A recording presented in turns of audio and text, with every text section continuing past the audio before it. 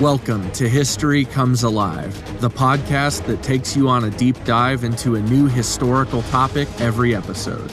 Join us as we explore the nuances of historical events you probably didn't learn about in school.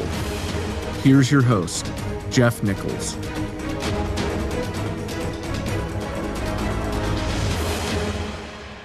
Welcome back. We're just about done with our look at the Pequot War. It's been a long time. We've covered a lot of ground. Now, I've titled this episode Flight of the Pequots, but it could easily be dubbed Death of a Nation. That's what the end of the Pequot War brought, the extermination of the Pequot Nation. There were still Pequots, but they were soon to claim other names like Mohegan or Narragansett or Massachusetts or Slave. Some would stay pretty local. Some would go to Boston. Some would go all the way to the Caribbean. As we left off last week, we said in part of Saussicus and the largest group of Pequots, quote, as the larger group headed west, they encountered and killed a few unsuspecting English traders. One final insult on the way out. But even this group would fracture. Not long after they left Wineshucks, a group of about 40 returned to the area, a little swamp nearby, and waited for their fate, choosing to die at home than run or die elsewhere. Of the English and their allies, the English and Mohegans had had time to rest and receive reinforcements. They knew there were still big challenges ahead as they were now going to target Saussicus himself. Actually, they were going to target all the Pequots everywhere. The pursuit of the Pequots would be relentless and merciless, a free-for-all. End quote. Relentless and merciless, a free-for-all. That was obvious to everyone as soon as the news got out about Mystic. All the regional tribes began to ingratiate themselves to the new power brokers, that being the English. Word traveled fast. I think that's one thing that amazes me when I think about times like these. I mean, just how fast word could spread. No doubt the English offensive against the Pequots had been coming for a while, but nobody saw the all-out destruction coming. And when it did come, suddenly the very serious nature of English ambition and warfare became clear as crystal. So the Long Island natives, just across the sound from most of the Pequot area, in 3 days' time sent a diplomat, Wyandanch, brother of an important sachem. They sent him to Saybrook to find out what English intentions actually were. Were they at war with all the natives? Lion Gardner told him that only those who killed Englishmen could expect trouble. But he went farther. He said trade would only commence when he was sure the natives were not harboring Pequots among their people. Gardner also made an impossible statement to ever refute. He told Wyandanch that if any English were killed on Long Island, that he'd attribute it to the Long Island natives and kill them for Pequots. That's an untenable burden. His advice to Wyandanch was to prove his integrity by killing any and all Pequots among his people. He instructed the spokesman to carry out the task and send the heads to Saybrook. And in short order, 5 heads arrived, or 12, depending on the source. But we just know that there was an immediate turnaround and several Pequot heads actually arrived at Saybrook pretty quickly. The rumors abounded as to what had become of Saussicus, as far away as Roger Williams. One of the rumors that reached Roger Williams, which he reported to John Winthrop, was that Saussicus was just gone, maybe hidden in a swamp. In fact, there was not a Pequot to be found anywhere at that point. That was one rumor. Another had potentially more dire consequences for the English at large. That was one that turned out to be partially true. It was believed that Saussicus had taken the Pequot treasure of wampum, a very sizable amount, and fled to the Mohawks in New Netherland. If true, that could be bad news. The Mohawks were the fiercest of the fierce. We've mentioned them a few times. Now remember, they were that northern tribe, the top of the kind of native sandwich that we built in New Netherland, with the Lenni-Lenape, the Delaware, in the middle, and the Susquehannock in the southern or bottom portion of that sandwich. And this region that we're talking about stretched from what is today northeastern New York State down into Pennsylvania and the mid-Atlantic region, with lots of smaller guys kind of squished in between. It would be the Mohawk that would eventually vanquish even the mighty Susquehannock in the end. So that rumor was intimidating. It also said that the Mohawks and Pequots had killed English, presumably together, or at least coordinated. That was false, by the way. That scenario wigged Williams out a little bit. And think about that geographically. I mean, he was a long ways away from New Netherland at that point, sitting in Rhode Island. Their union would have been quite a ways from Rhode Island, yet he was still nervous. Williams reported, quote, "The Mohawks are more savage, their weapons more dangerous, and their cruelty dreadful, roasting alive, etc." End quote. In his mind, the Mohawks would only make the Pequots more dangerous. Again, that was just a rumor about their intertribal cooperation and coordination. With all the rumors swirling around and the potential for still more danger and the huge outcry of public support, the English did what made the most sense. They acted against a perceived threat when the action was popular. The folks of Massachusetts Bay wanted blood. Only one man, John Humphrey of Lynn, suggested in a letter to John Winthrop leniency and peace with the Pequots. His point was that a lot of people had already died in the avenging of John Oldham's death. I mean, that's what this was all about, right? Oldham and Stone? Seems to make sense to me. Anyways, Humphrey did not mention Stone in his letter, which I find kind of interesting or provocative because he was one of the claimed wrongs that the English had demanded be made right by the Pequots. It was just an excuse and a pretense. Anyway, when the word of John Mason's massacre at Mystic hit Massachusetts Bay and Plymouth, he was a celebrated man. There was a day set aside for Thanksgiving. They had held off on sending more troops to the area, but the general public demanded more action. So again, with all the rumors swirling around and the potential for still more danger and the huge outcry of public support, the English did what made the most sense. They acted against a perceived threat when the action was popular. It's interesting how societies work that way, isn't it? There's a perceived threat and some action, some swift, abrasive action, military style, becomes popular and the leadership acts. So with the rumors feeding paranoia and the recent success of John Mason, they raised another army. They conscripted 120 men and put them under the command of Israel Stoughton. He also had a friend who accompanied him, a native convert to Christianity, a Massachusetts man named John Sossamon. There were a few Massachusetts men there. William Trask also assisted Israel Stoughton in English leadership. This would be a joint venture between Connecticut and Massachusetts Bay. It was an effective campaign, and it bore dividends, big dividends. The task was to find and exterminate Saussicus and his followers. Stoughton got right to work. He attended the low-hanging fruit first. They had received Pequot refugees from the Mohegans, but the big primary initial move they made was in reaction to a tip they'd received from the Narragansetts. Now, this may have been the group that initially left Saussicus and headed back toward home. There is some disagreement on some of the books that I read as to exactly which group this was. But in any event, they had kept a large number of Pequots confined, the Narragansetts. There's about 110 of them. Now remember, they were treaty-bound to hand them over, but they were also leery about the fate of the trapped Pequots. They asked the English for mercy on these guys. They had surrendered without a fight in order to keep the women and children safe. In the Algonquin world, that would entitle them to land, possessions, and restoration of sorts. They would become tributaries. But these were the English, and that did not happen. There were about 30 men slain right away, taken to a ship where they were killed and their bodies dumped in the bay. The only two that were spared were Sachems that promised to lead the English to Saussicus. The women and children were divided between the Narragansetts, who received 30, the Massachusetts, who received 3, and the rest went to Massachusetts Bay. Life, as these folks knew it, was over. Leo Bonfanti captured the essence of not just this particular incident, but of all of the incidents that followed, like this, quote, "Stoughton was now faced with the problem of apportioning his prisoners equitably. He gave 30 to the Narragansetts, 3 to the Massachusetts Indians, and the rest he sent to Massachusetts, where they were to be sold as slaves.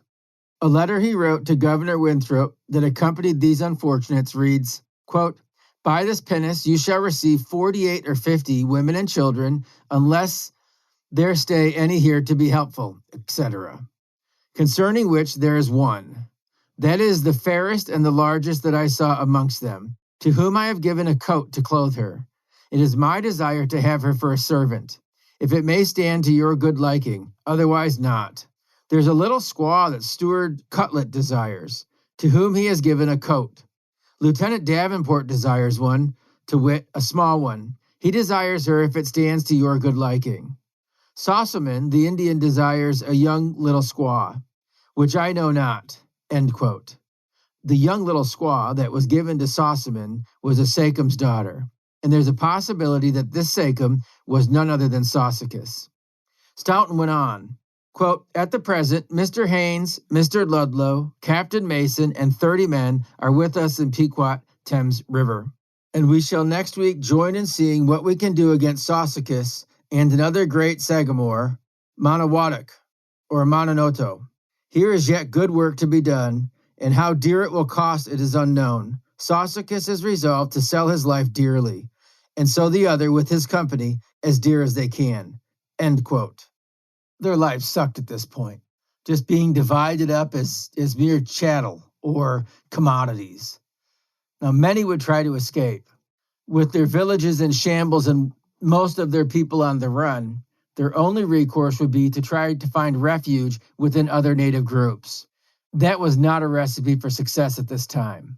They were returned to the English. Everybody feared English reprisal. When they were returned, they would be whipped and branded on the shoulder. Some would be sold into the Caribbean slave trade. Now, from an English perspective, Bostonian perspective, these slaves were a welcome, needed resource. The economy in Boston was growing, and they were laborers.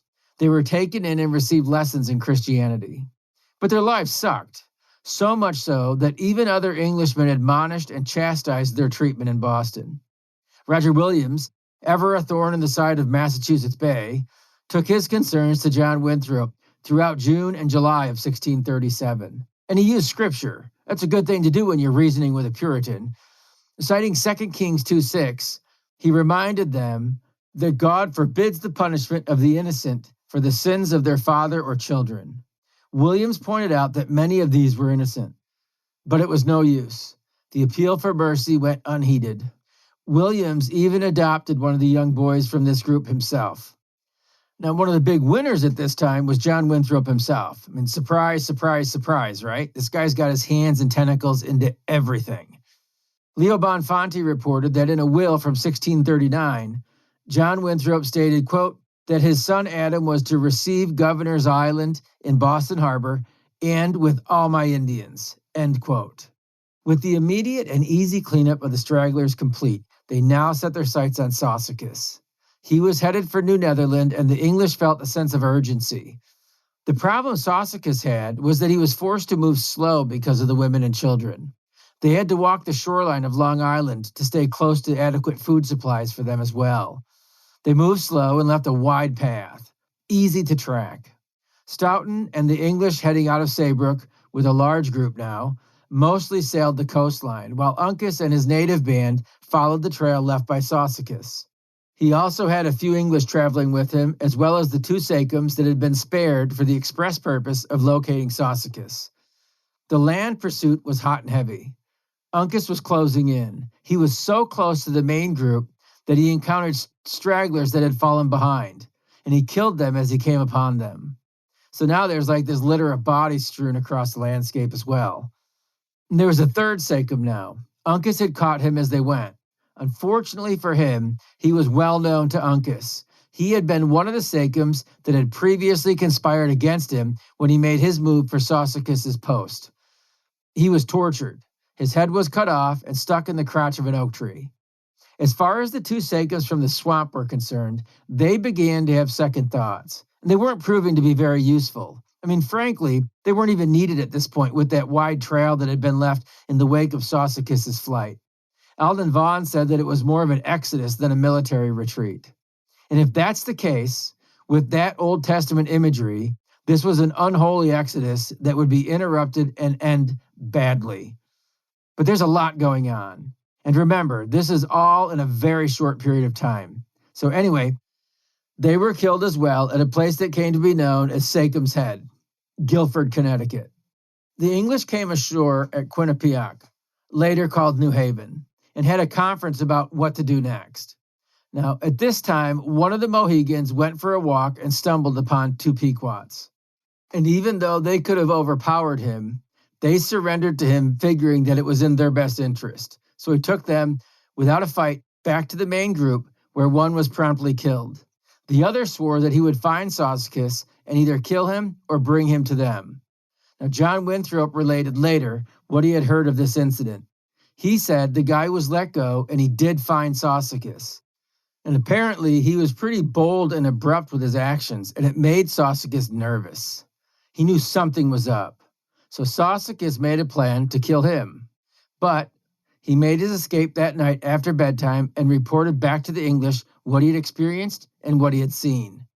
He may not have killed Saucicus or brought him back to the English, but this incident did flush Saucicus out. I mean, think about all of this. Scary times for everybody.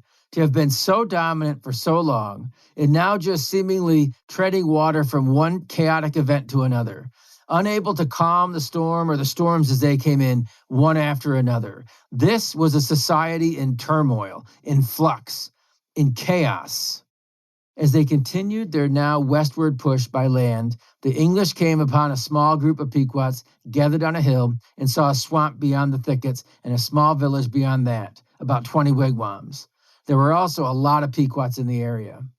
But when they got to the village, it was already deserted. The Pequots and the small tribe that lived there had already fled to the swamp. It was a very thick swamp with a lot of vegetation, very mucky.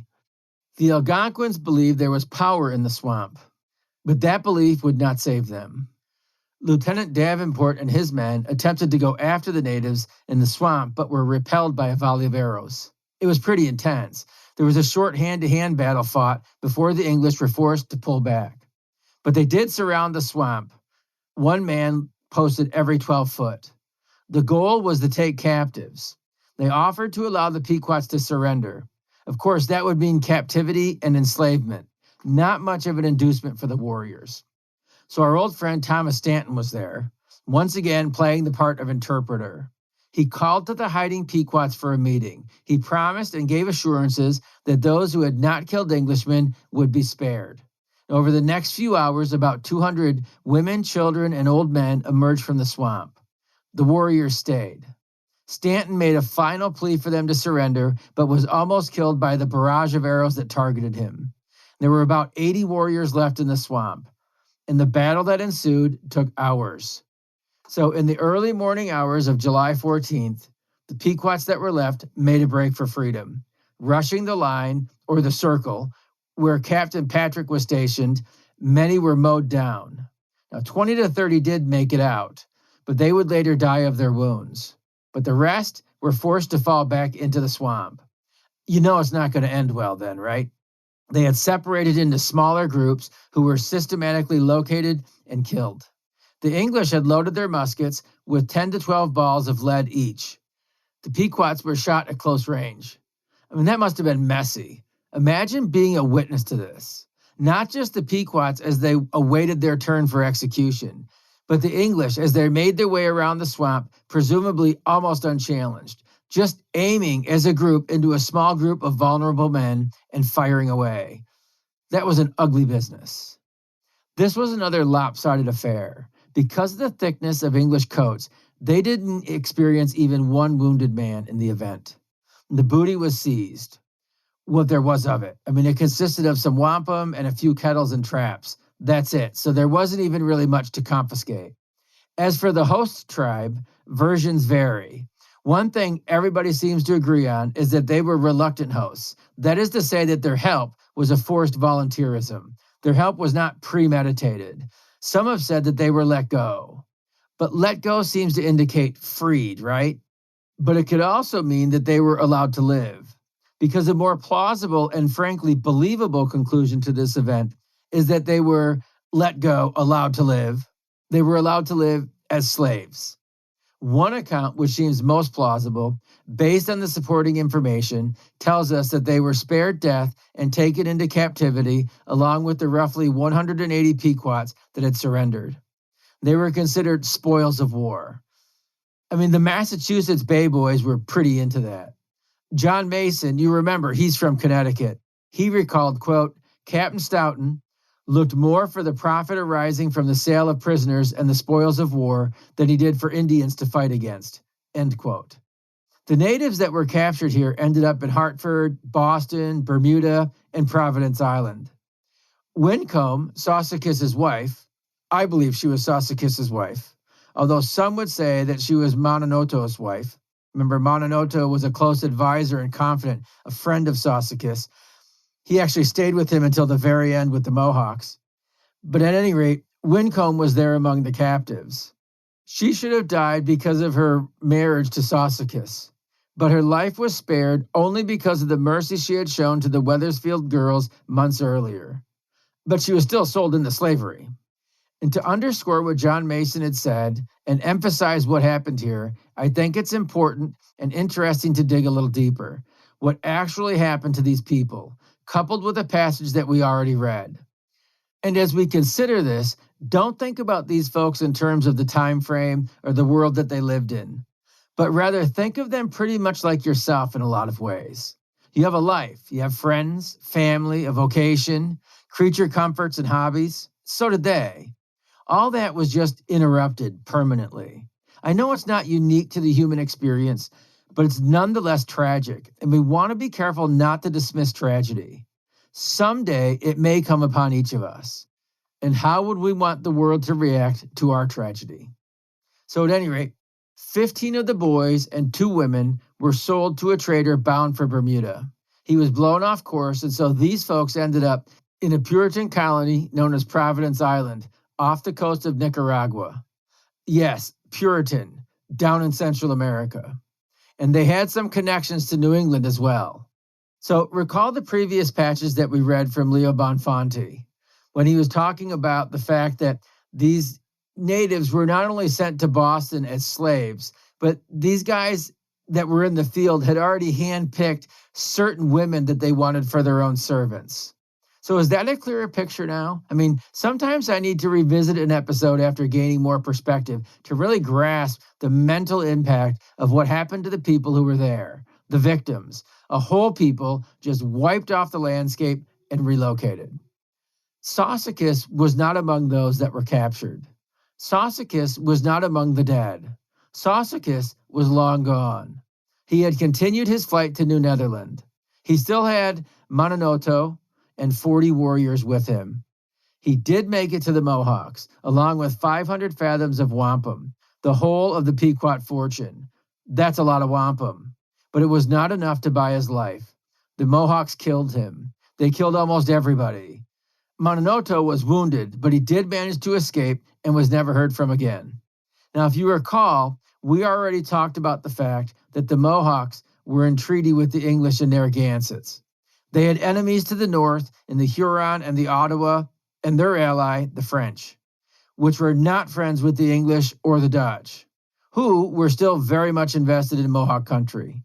So about a month later, some traders from Connecticut brought, quote, part of the skin and a lock of hair of Saussicus and his brother and 5 other Pequot sachems, who, being fled to the Mohawk for shelter with their women, were by them slain, with 20 of their best men, end quote.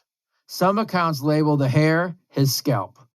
This radical and violent conclusion to Saussicus's life really changed the dynamic and the landscape of the Connecticut region. There were still quite a few Pequots around, but their time was also coming to an end. The natives of the area began to fall in line and pledge their loyalty to the new folks in charge, that being the English.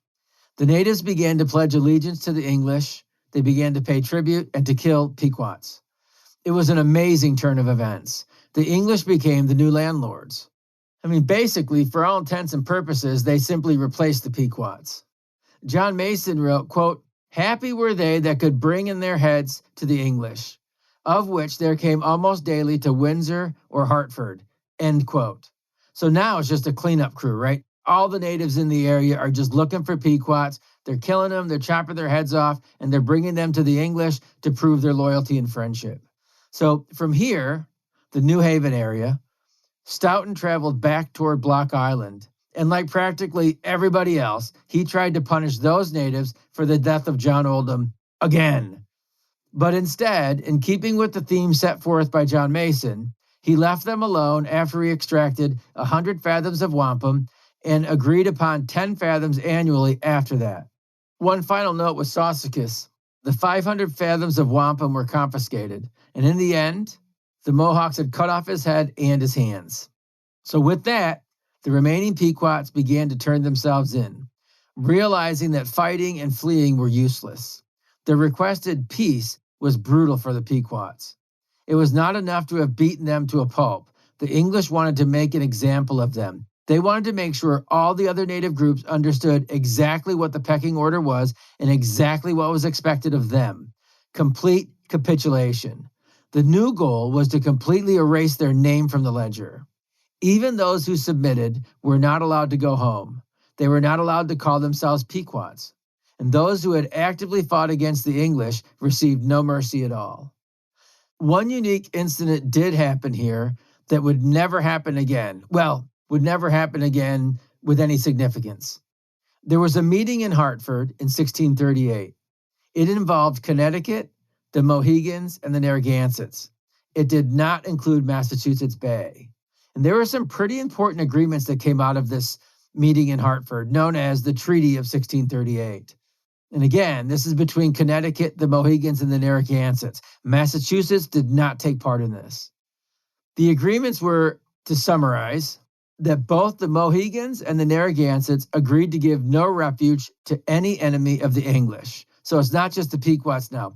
All of the natives in the region are going to subsequently suffer under the two largest power brokers if they happen to cross the English. And secondly, they would hunt down and kill any remaining Pequots and deliver their heads to the English, which we already know happened pretty regularly for a while. Thirdly, the Pequots who remained in custody were divided between Uncas, who received 80, Mayantonomo, who received 80, and Ninigret, who received 20. Now, he was a sachem that was affiliated with the Narragansetts, but definitely independent. He's an interesting guy that we really haven't spoken that much about, but he was important enough to be included in the treaty at Hartford in 1638. But Ninigret's 20 came with a stipulation. It's noted in the record that he had to, quote, pay for a mare of Edward Pomeroy's killed by his men, end quote.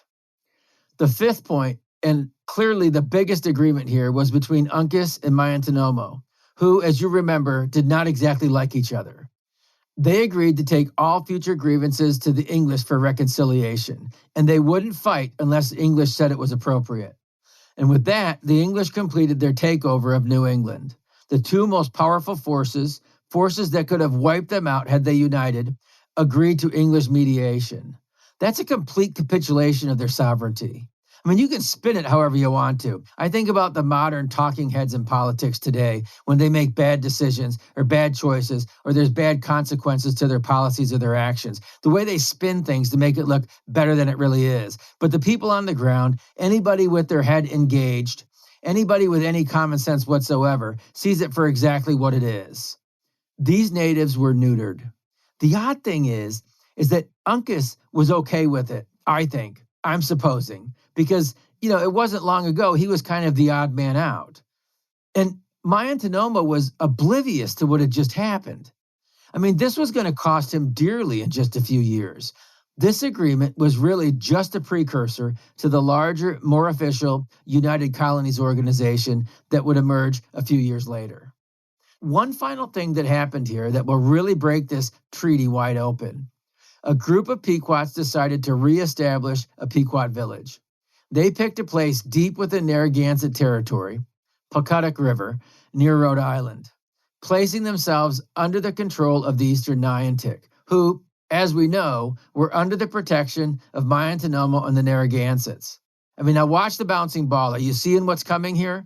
So the Narragansetts and the Mohegans have made a pledge to the English that they're not going to fight and that they're going to work together, right, to exterminate the Pequots and to go after anybody that challenges the English. So not long after this treaty of 1638, a group of Pequots says, hey, let's form a Pequot village. Never mind all the agreements and the treaties. Never mind the fact that we were allowed to live. Forget all of that. We're going to go back. We're going to do our thing. But we're going to do our thing in Narragansett territory, not Mohegan. That could not be allowed to stand. I mean, the English had principles, and the natives had received leniency because of their commitments, right? I mean, let's think about this from an English perspective. They've got standards. There's an agreement in place. They're making money on this. This is in their best interest. You're not allowed to cross them. But it was a legal matter, see? That was the English argument, English law. They had the Treaty of Hartford in their hand, and a deal's a deal. So the Connecticut court sent Captain Mason and 40 English soldiers, along with Uncas and 100 Mohegans, to disband the village and collect the Pequots. So a couple of questions here when I start thinking about this. Where would the English have been at this point without the muscle of Uncas and his Mohegans? And there's another question here. How did Uncas suddenly have so many guys? I mean, where did they come from? Can you guess? I mean, the Pequots and the Mohegans were hard to tell apart if you're European. They had a shared culture and experiences. How easy would it be to just blend in with each other? I mean, it wasn't a bad deal if that's what was happening. The Pequots would live a better life, living with Uncas, free, and Uncas would secure his power base. That's a nice trade-off, right? And when you think about it, how much did the English really care? Because they were also beneficiaries of this deal. Maybe they were the biggest beneficiaries. So at any rate, Uncas accompanies Mason. He's got way more warriors now under his belt than he did just a few months ago. And they show up, and the Nyanticks object. They said at this point that they would fight Uncas for this village, but they wanted no part of the English.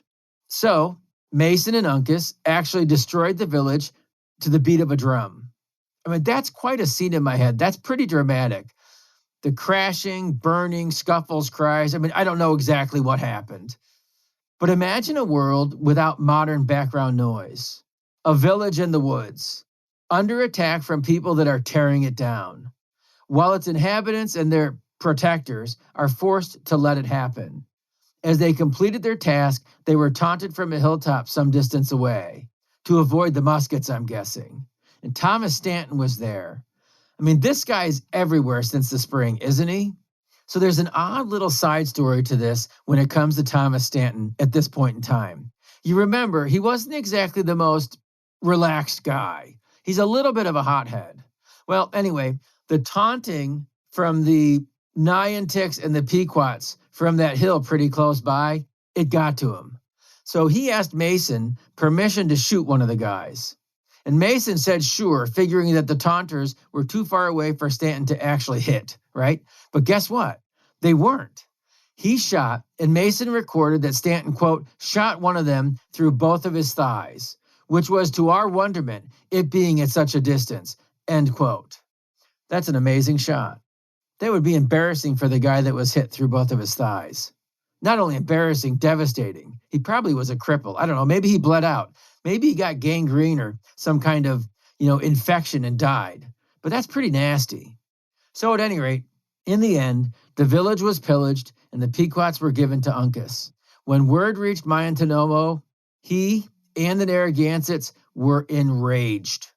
Treaty or no treaty, the Mohegans had no right to exercise this kind of authority on Narragansett land. And there was a challenge made. But the English were able to de-escalate the situation for a while. But the fuse was lit right here. There was a little more to come, but essentially this was the end of the Pequots. So on another front, the English were in a little more trouble. The war had been costly for them. They sacrificed a lot of the growing season with a lot of the men that would have been planting and harvesting. So there were food shortages, to the point that Mason was eventually directed to buy corn from the natives at Puckumtuck, which became Deerfield, Massachusetts, which will be a prominently featured town in a later episode or series of episodes on this very podcast. Deerfield would be a town greatly affected by the frontier wars against the French. There was also the financial burden from the war. So, as the victors and new overlords, the Connecticut court levied a tax of 1.25 fathoms per tribesman, a tax they levied on other groups as well. That's pretty convenient, right? Run-up debt. Now listen to this.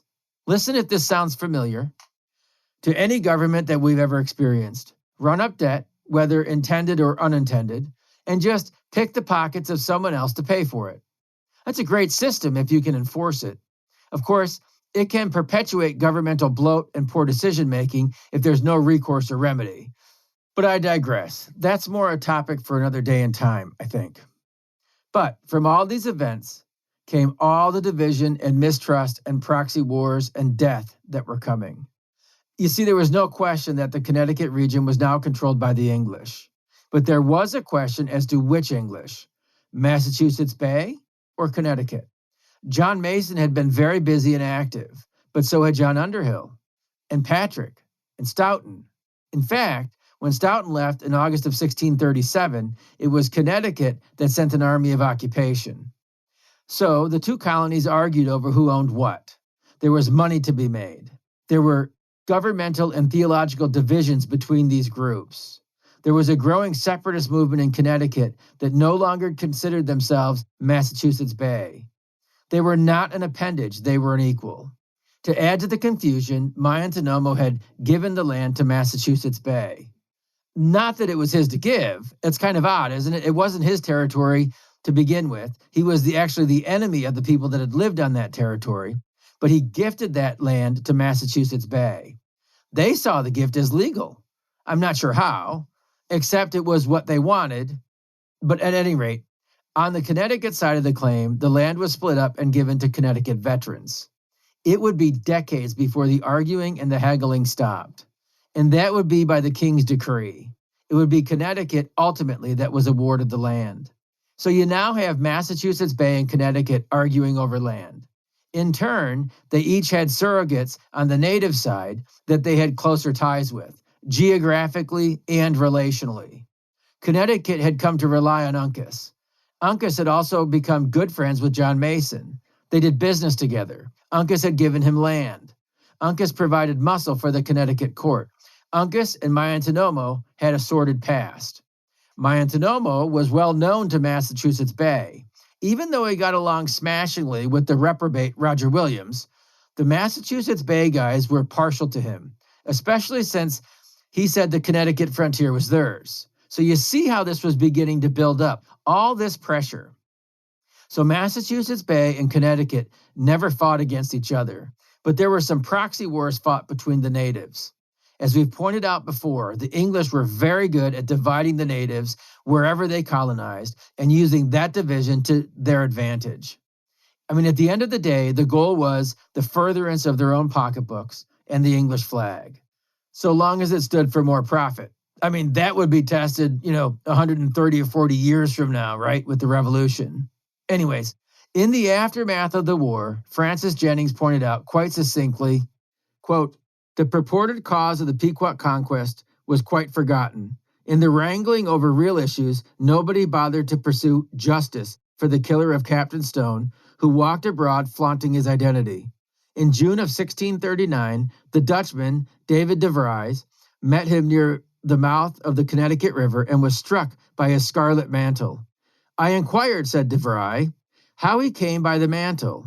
He had some time ago killed one Captain Stone with his people in a bark, from whom he had obtained these clothes." End quote. That was as much attention as he got. He had served the Puritan purpose. They were now giving their energies to interests that had all along lain behind their voluble concern over Captain Stone. End quote. So there you have it. The proxy wars to come may never have amounted to much except that Uncas collected Pequots for his ranks right under the English noses. It was obvious. His followers grew and grew. And this was a threat to Mayantonomo. He saw it. He complained to Roger Williams, to no avail. So the old Pequot-Narragansett rivalry was simply transferred to a new rivalry, the Mohegan-Narragansett rivalry. As the colony, Connecticut, was rapidly developed after this time, the names began to change. The Pequot Harbor area was named New London, and the river Thames. Quinnipiac was named New Haven. Within 4 years, the population grew from a mere 250 Englishmen to 3,000. Now, that may not seem like a lot by today's standards, but that was quite a lot by theirs. So there you have it. I hope I've drawn an accurate enough, clear enough picture about why the Pequot War was so important. On so many levels, New England would never be the same. And as we move away from this time frame, I want to point out some lessons learned by both the natives and the English. For the natives, the lessons of the Pequot War were terrifying. They learned that the English would break pledges when obligation conflicted with advantage. They understood the dominance of the English. And lastly, Uncas and Mayantanoma were destined to clash. These natives lived in quite a different world from just a few years previously. The entire landscape had been changed. On the English side, the English learned a lot of valuable lessons as well. Theirs were far more beneficial to their collective cause, and they learned them very well. They learned that despite their differences, they could cooperate with each other when necessary. They could employ European tactics successfully in America. The encirclement tactics were brutally effective. Remember, John Underhill would master that approach. They learned not to count on the natives for their really nasty battles. They learned the importance of storing excess food, like in Connecticut when, due to war, they almost starved. They began to post guards in their towns and villages, and they instituted the legal call for training of citizens for military action. They learned the value of European weapons and the danger of allowing the natives to have them. And lastly, for now, they learned the effectiveness of dividing the natives and encouraging conflicts amongst themselves. Well, we've come a long way. We've laid a good foundation for what came next. And there was a lot. We'll work through many of those events, the people, the places, the conflicts, one by one. But those are all stories for another time. Until then, I hope our time together this time has really helped the history to come alive. Thanks for listening to History Comes Alive. We hope today's episode has given you valuable new information and inspired you to dive even deeper. Don't forget to check out Jeff's website, historywithjeff.com, and engage with Jeff across all your favorite social media platforms at History with Jeff. Join us next time as more history comes alive.